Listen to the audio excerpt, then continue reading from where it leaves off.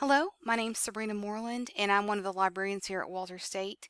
And this presentation touches on the databases that will be most helpful to you in looking for literary criticism for your American Literature 2 class, and also some information on MLA style that you may or may not be familiar with. So to get started, just a couple terms to review. We'll be using those databases to find those types of sources you're looking for. And so I'll be taking you into those. I'll have a slide that shows the ones that are most appropriate. And I've also sent some separate videos on how to use those, a demonstration on how to use them. Now, types of sources, you're generally looking for um, scholarly articles from an academic journal, but there might be cases, depending on the type of assignment, where you could use a magazine article from like a literary magazine, or even a review of some kind of play or film adaptation of your work. So it just depends on the type of assignment. We're generally looking for literary criticism. So looking at that work of, poetry or drama or novel, whatever it is, through a certain lens, or examining a certain element from that work. And then we use MLA formatting, of course, to document where all of our information comes from both the primary and secondary sources that we use. Now, the good news is, there really isn't any bad news, but the really good news is that what you learned in English 1020, so Comp 2, can be applied to this type of research. So we're still going to have those three basic access points. So your author, title, and literary element or technique. So depending on whoever you're researching, or if it's a poem or drama, all this applies. And then the theme or character or symbol, whatever it is you're looking for as far as that technique or element goes.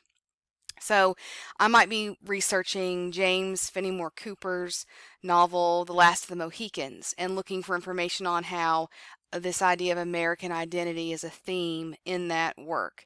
And I could use, of course, just the author and title to start searching and see what each database has in relation to my author and title.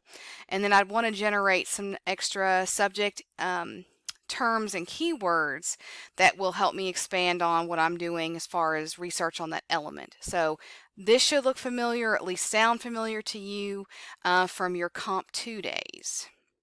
And this is just a couple more examples, again, of author, title, elements. So Stephen Crane's novel, Maggie, a Girl of the Streets, looking for character, violence, poverty, that sort of thing. I could be looking at The Turn of the Screw, which is Henry James' novel, and look for death, horror, paranoia, terror, synonyms of that sort of concept.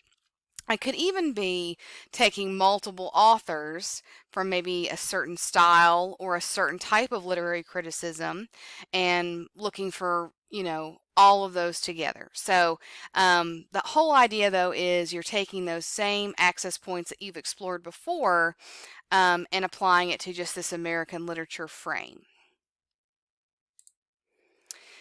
So literary criticism, I know you've probably got lots of instruction about this from your professor or instructor, but just to add sort of another level of research with this, whenever we're creating terms or where to look, you could be looking for a certain series or collection of criticism. So in the library, in the physical library at Walter State, we have some criticism in print form. And even when I was getting my English degree many moons ago, I would have to go to the library and find 19th century literary criticism or 20th century and so forth, and find the index and look up the title or the author and which volume. And I actually loved it because I'm a big nerd. But you might want to think about some other sort of collections of criticism that you could perhaps even find in the ebook collection.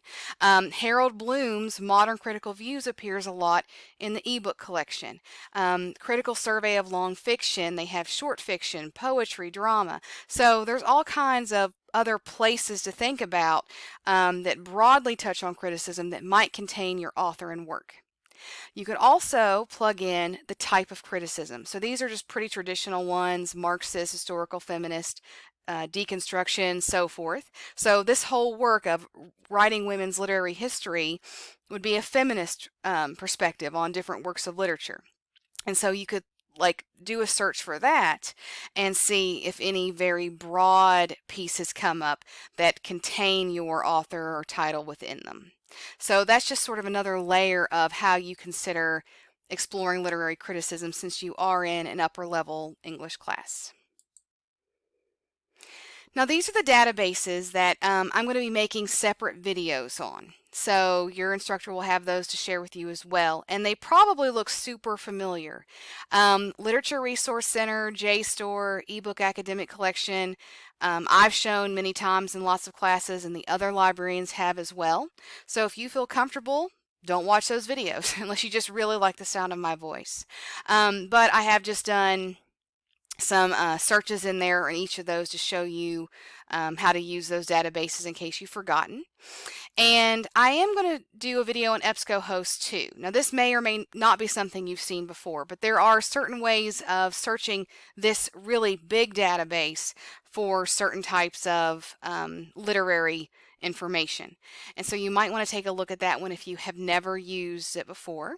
And then American National Biography kind of looks like it doesn't fit in here, but if you're looking for historical information, of course, background on your author, maybe just trying to learn about what inspired your author, poet, whoever to write this, what he or she went through and endured during, their lifetime, this is a good database to check out as well, to sort of get that background information. So again, you've probably seen some of these before, and these will be separate videos that I send to your instructor. Now, MLA style is a formatting style that you've used probably multiple times throughout your education. And so some of what I'm going to say is going to look familiar to you, but if not, it's just a good review for you if you're not, familiar with it as well. So where to get information for help, the MLA guide that the library has on their page. So if you go to the library homepage under Citing Sources, there's an MLA guide that you can view, has all kinds of good information on it. Purdue Owl site. I go there all the time for all kinds of questions. If I don't know how to document a YouTube video, that sort of information is on there as well. So very detailed examples of things, lots of information, and you may or may not have rented or purchased an MLA handbook, also has good information. And don't forget, you can always ask me or ask a librarian if you need help with any of that citation stuff.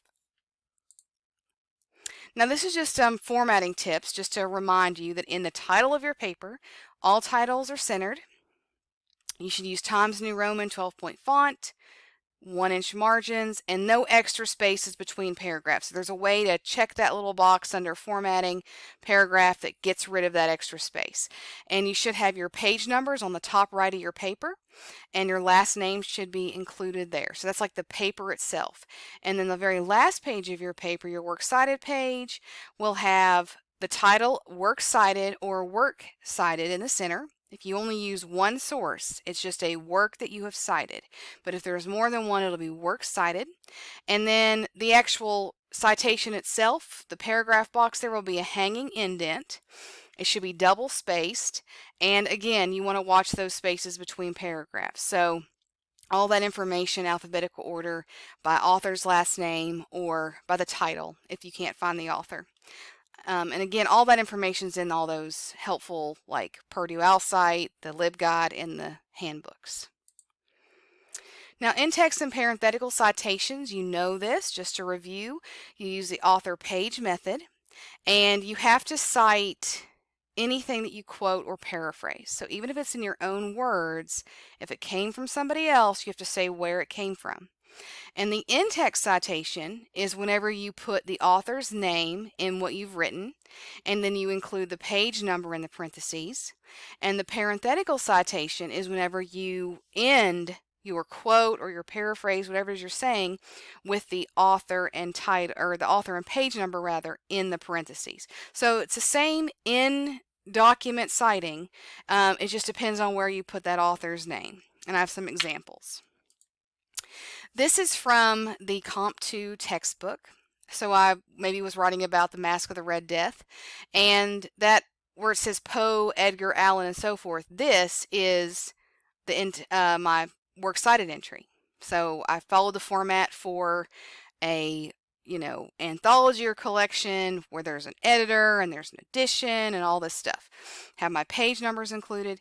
Now, in the body of my paper, if I were quoting something about Poe here, from Poe's work rather, I would have Poe informs the reader, etc.